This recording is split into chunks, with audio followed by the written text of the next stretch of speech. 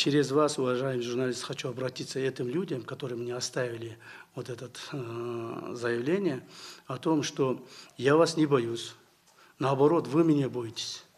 Вы меня боитесь. Я вышел на эту тропу войну с вами во благо нашей страны, во благо простых людей, в обеспечение безопасности нашей страны, а не для своих личных целей.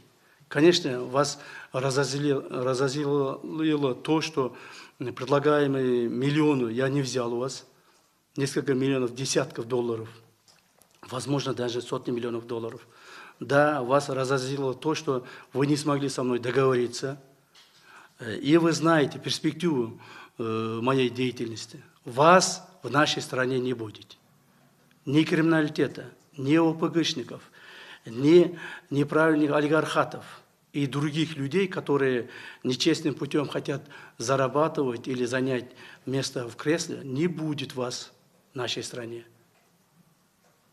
Да, если вы меня уничтожите, может быть, это обратно вернуться. Да, может, если вы каким-то образом меня навредите, но пока я живой, я с этой пути не свернусь. Вот это вы знаете.